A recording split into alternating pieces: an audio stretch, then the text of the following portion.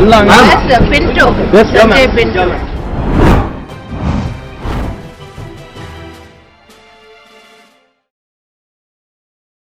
Hi, I'm Sanjay Pinto. We are all accustomed to the phrase, all's well that ends well. But with many of us being spammed with multiple brands of hair oil and serum that promise to be that magic potion for a thick mop and an antidote to alopecia, pattern baldness, and thinning, it's often a case of oils not well that doesn't end well. To dispel misconceptions, to cut through the clutter of an advertising blitzkrieg and shatter myths about hair fall and hair regrowth claims, I'm joined by the expert, the inimitable, renowned dermatologist, the who's who in South India, and founder and medical director of Chennai Skin Foundation, Dr. Murugu Sundaram. Thank you very much, Doctor, for your time. Thank you, Sanjay. Doc, to cut to the chase, Yes. Redensil is being billed as a wonder remedy for hair regrowth. And the manufacturers, I've seen several Facebook ads, they claim that it contains a recently discovered molecule called dihydroquercetin DHQG that is derived, they say, from plant extracts and has properties to target stem cells in hair follicles and therefore promote hair regrowth at the cellular level. But of course, as a rider, they say only if there is a possibility for hair to regrow. I mean, that's the fine print there. How far is this true, doctor? Because I'm seeing several comments. Some say they've used it. There's a, before and after these photographs. We don't know whether they are, corporate endorsements or more than that. And some say we use it for 6 months. Nothing has happened. Then the manufacturers say use it for another 6 months. So what is it? How far are these claims true, doc? Hair is like money, Sanjay. It grows, it is abundant in a place where it is not required. And it is not there when it is really required. So there are a lot of the charlatans, like jumping into the bandwagon saying that this will grow hair and that will grow hair. And, they in fact, some time ago, a few years ago, a gentleman from Kerala brought an oil, in a small bottle. He brought an oil, a very thick, dark wine colored oil. He got it and then he said, doctor, I had to stand in the queue for at least 2 hours in an area called Chalakudi near Kerala to get this oil. And that time I'm talking about the incidents which happened in the year 2005, about 17 years ago. He had purchased that small bottle of oil for about 2,500 rupees. And he said there are so many people waiting in the queue still to get this bottle, and they say it's a magical remedy for regrowth of hair. And he asked me to check that and find out what exactly were the ingredients, and then he can safely use that. Then I sent to my friend who was the deputy director of King's Institute in Chennai, and she checked and she called me at around 11 p.m. on that night and said, Murugs, this is only a burnt engine oil. Oh God. So it can actually do more harm than good, actually. Yes. So there's nothing, no ingredient that can grow hair or that can do anything. It is only a burnt engine oil. So it is, it is all, they just exploit the anxiety of the patients to regrow hair. Okay, so no mileage really, no mileage from that burnt engine oil. Doc, now this Redensil, doc, seems to be a sequel of sorts to Minoxidil. Now, if I'm not mistaken, from what I've read, Minoxidil is actually an anti-hypertension drug with side effects like hair growth, and therefore it was marketed as a hair regrowth chemical to be topically applied on the scalp. But Minoxidil, they say, has no residual effect. You stop it, the moment you stop it, your hair will fall again. But does it enter the bloodstream, doc? Because a lot of people say topical application is different from actually consuming something.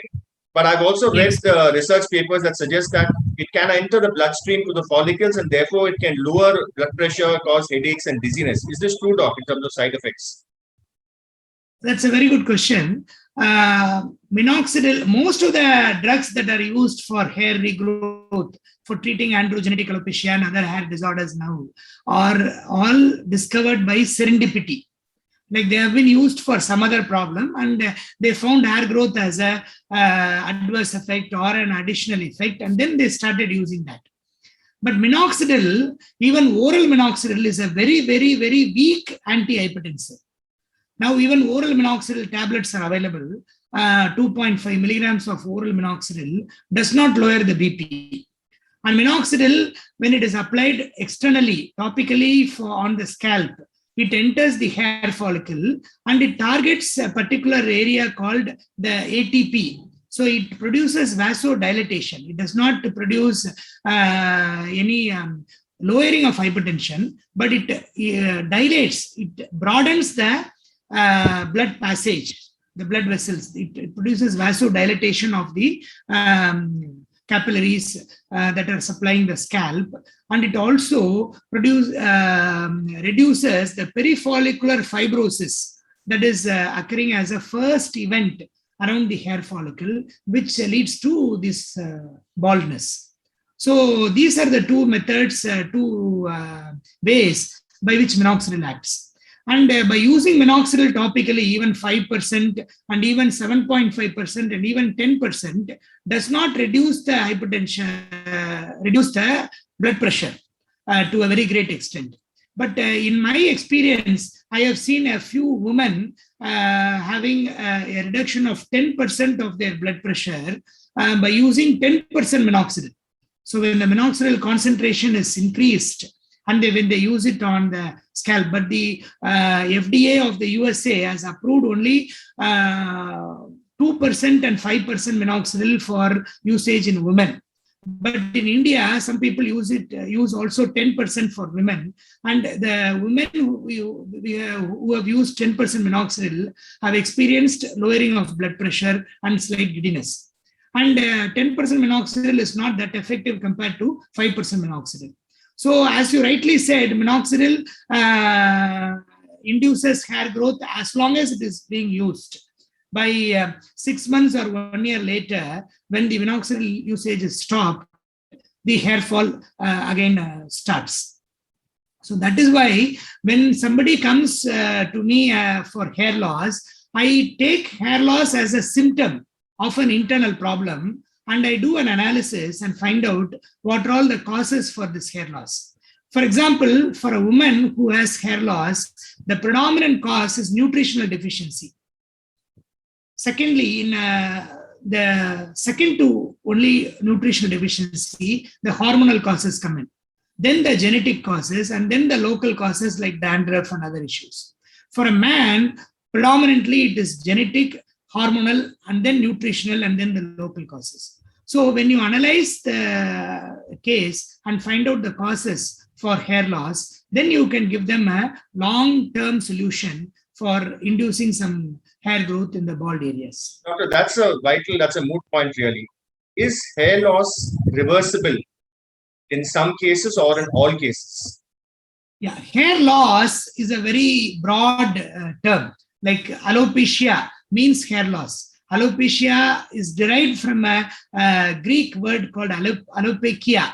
Alopecia means red fox, because the patch of hair loss was first identified in the red fox by a doctor many years ago. And then he termed hair loss as alopecia.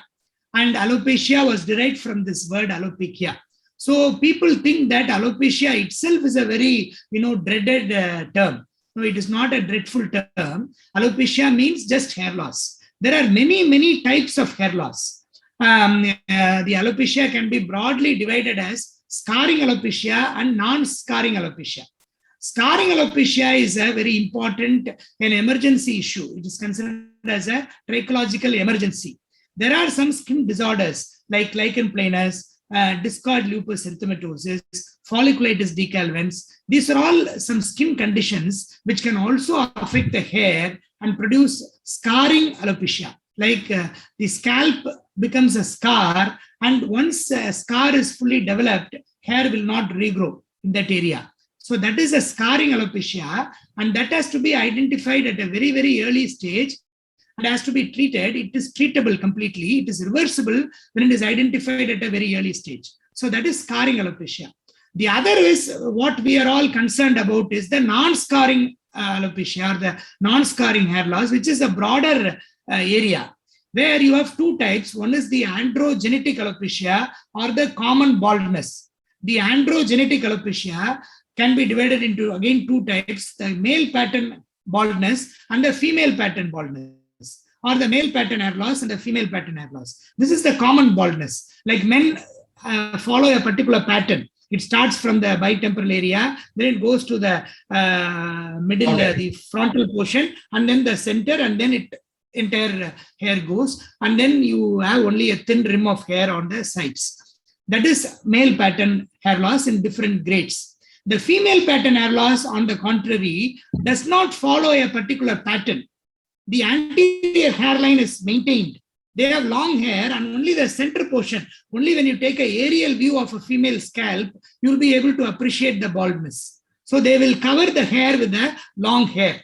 So only when you look at the female scalp from an aerial view, you'll be able to find out that a woman is getting bald. So that is female pattern hair loss. So this is androgenetic alopecia. Secondly, the larger area is a diffuse hair loss, where there is no pattern, there is no androgenetic, there is no androgen, there is no genetic factors. It is only a diffuse hair loss where a lot of women lose hair, a lot of children lose hair, mainly because of the nutritional deficiency, stress, and post-illness. Like post-COVID also, many people are losing hair. This is mainly because of nutritional deficiency, stress, and all the other factors, which is very easily reversible.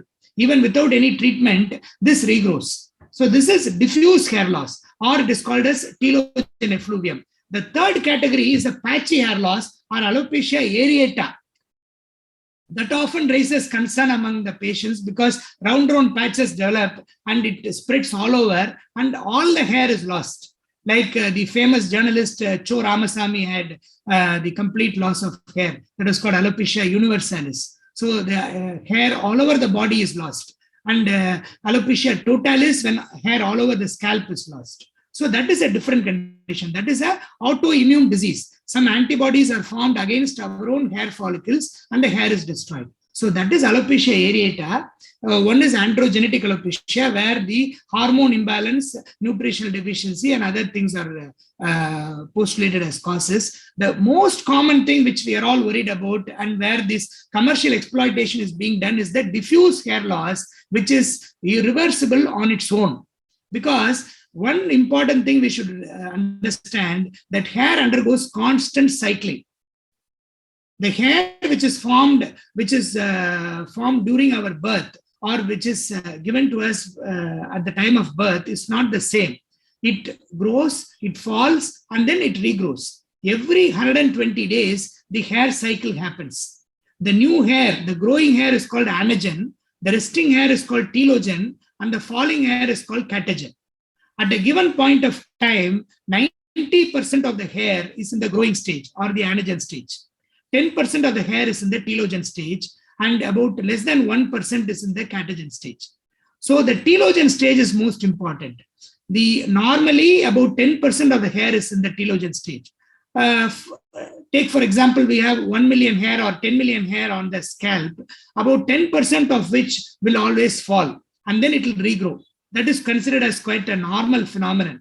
But when this goes beyond 10%, during conditions of nutritional deficiency, like for women, iron deficiency, protein deficiency, calcium deficiency, vitamin B12 deficiency, vitamin D deficiency, all these deficiency states, and post an illness, post pregnancy, post COVID, or post typhoid, post jaundice, or post surgery, all these after post illness, they can develop a kind of a stress that can lead to this. So the message, doctor, is that don't stress over your tresses, as they say, and good diet with zinc, with iron supplements, sleep, exercise, Is that the Yes. best medicine really, as opposed to these chemicals that are available in Yes, the market? you are right on the point. Like most of these hair disorders, most of the hair loss conditions are self-repairable and self-renewable. The hair falls and then regrows. That is a very important physiological thing that is what happening. about these herbal shampoos, doc, that promise a lot of things? Herbal shampoos with natural ingredients. Then onion juice is now being offered as a remedy. Hibiscus, egg yolk, which help in thickening your locks. Is there any truth in all these things? All these things, if you eat, they are beneficial. Okay. Like egg, if you eat, egg, if Not you putting egg eat, yolk you have on your a lot of scalp. protein. Yeah, the people, like women, when they cook all these things in the kitchen, they think that why not apply this on the body, apply this on the hair and the skin. They don't do all this on the heart or the liver, because the skin and hair nail are open outside the body. They try to do all these experiments on their own. So if you eat egg is called as a reference protein. It has got the best protein. It has got all the essential amino acids, especially an amino acid called cysteine, which is part of the hair. Hair is made up of a keratin called hard keratin, which is made up of this essential amino acid called cysteine. That cysteine is present in egg. And egg yolk has got vitamins A, D, E, K, and all the minerals and all that. And egg white has got all the proteins. So that is that is why egg is called as a reference protein. So egg is a very important food which can restore hair loss and regrow hair also. Likewise, iron deficiency. Iron deficiency is still a very common condition in our country. The most common nutritional deficiency in India, even though we are well developed, still it is iron deficiency. Because women lose their blood 3 days in a month, but they often feed men a lot, but they don't eat well. Their iron intake is very low. The iron deficiency which prevails in women is very common and very, very widespread. So iron In many deficiency cases, is it's less than 11 grams percent hemoglobin count. Exactly. Most of them are less than 11 or 10. And calcium deficiency, zinc deficiency, protein deficiency. See, most of the diet what we eat every day is made up of carbohydrates. It's not of proteins, vitamins, and minerals. So the diet is very important, because only what is left over is given to the skin, hair, and nail. The most essential organs are given the first priority. So whatever nutrition is available in the body is given to the heart, brain, liver, kidney, and whatever is left over goes to the hair. Because so adequate nutrition is the real name of the game. Doc, another very common misconception, one would, when one sees you, we'd like to ask you, what is the secret behind your lustrous locks? But but there, of course, it's doctor, heal thyself, so you know the remedies. They say, the scalp produces oil in its own, enough to nourish hair. So do we really need to apply oil on the hair? Do we need to apply oil on the hair or on the scalp? That's a wonderful question. Like every hair has got a oil secreting gland.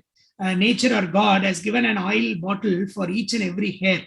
The hair with the oil secreting gland is called as the pilosebaceous unit. Pilosebaceous unit. This sebaceous gland secretes an oil called sebum, which is constantly secreted for each and every hair. So in the whole of the body, wherever there is a hair, there is a sebaceous gland. That is why the scalp and the rest of the body becomes very oily if you don't wash it a day or two. So this oil secretion is essential for the body to keep it moist. And also this thin film of oil, which is smeared on the skin, the entire skin, forms a protective layer on the skin. Like when you travel abroad, the luggage is protected by a thin polythene film. There are some vendors who are trying to cover the luggage with the polythene film. Like that, nature has provided this thin sebaceous secretion, which is smeared all over the skin, on the skin as a double protection for the skin. So when you go out, when the pollution and all these dirt and dust, when it falls on the skin, it gets stuck to the skin. And when you wash it off, it is washed off immediately, easily. So there is no need to apply oil, because there is already an innate natural oil secretion, which is the best oil. The sebum or is the best oil that can grow or nourish the hair. So the sebum is already present. What we have to do is wash off the sebum every day. Every day the sebum is there's another misconception. They say if you wash your hair every day, the hair is likely to fall, especially given the saline content of our water. I know of people who use the bubble top water for their hair and all that to prevent saline content. Is that over the top? Bubble top over the top? So this washing the hair every day is a very, very important thing that we should do, because like we wash the skin every day with the soap, washing the hair with the shampoo does not cause any harm. In fact, washing the hair every day and washing the sebum off every day induces the new sebum secretion, and washing the hair every day on a regular basis reduces the hair loss by about 30%. There has been a lot of research which has gone to this, and it has been proven beyond doubt. So only a clean scalp can grow healthy hair. So washing the hair is very important, and you can wash with the normal available water, because the salinity of the water or the alkalinity of the water does not matter much. For example, you can see the fishermen who are washing the hair every day in seawater, which is so alkaline, you can't even touch it. You can't even put a drop of seawater on your tongue. It is so alkaline. But they have the lustrous hair because they eat fish, which is very rich in iron and protein. So it is not the water that matters. So that also will help in curing or at least controlling dandruff or seborrheic dermatitis. Can dandruff be cured, or can dandruff only be controlled? Is it like diabetes in a sense? It cannot be cured, but it can be controlled. Exactly. You nailed it very nicely. Like dandruff is not a disease. Like as I said, the sebaceous gland secretion is natural and physiological, and it is an essential required phenomenon in the human body. But when the sebaceous gland secretion becomes beyond an expected, beyond the needy level, beyond which is when the sebaceous glands secrete sebum over enthusiastically more than what is required, then it becomes a problem. This sebaceous gland secretion, or the sebaceous hyperplasia, or the increased secretion of sebaceous gland, happens during teenage, because these sebaceous glands are controlled by the androgens, or the sex hormones, the male and the female hormones. So right from the age of 13 up to the age of 30, or even beyond sometimes, the sebaceous glands are under the influence of the sex hormones or the androgens, and they secrete more oil. Because we go out and we explore a lot during this age, and then to keep our skin young, youthful, and moist, the sebaceous gland secretion is. Is that why, because of the increase in testosterone levels, that male pattern baldness surfaced up? Is that a cause? Exactly. So this joke in the movies that the bald men are more virile is actually true, or maybe true. In fact, there was a very famous physician who once said that the permanent remedy for baldness is castration. Oh God. I would say the permanent remedy for dandruff is the guillotine. So he said, if you want your hair to be lustrous, even at the age of 90, you have to castrate. You have to go give away your testicles. So it is definitely the androgens which cause thinning. So the nowadays we have medicines which are very safe. They block only the androgen secretion in the scalp, but not the androgen secretion in the testicles. They minimize hair loss, they induce hair growth, they reduce thinning without affecting the potency, without affecting the fertility. So there are many drugs which are very safe, and that point also has been proven beyond doubt. Doc, thank you very much for sparing your time on a Sunday, and congratulations on the completion of your 25 years in practice, the milestone really. And your WhatsApp group is evidence of the popularity that you have, how your patients love you. And just to sort of take away from your discussion, from all the knowledge that you've given us, shared on this platform, is that it's better to focus on our waistline rather than our hairline. Very nice, exactly. Yes. Thank you so much, Doc, for your time, and we Thank look forward to for having asking such thought-provoking questions, and so we are all big fans of your blogs and your interviews and your articles. So keep writing, keep enlightening us on all these subjects which we really do not know, which is like a puzzle for us. Keep writing, and God bless you. Thank you so much, Doctor. Thank you, Doctor.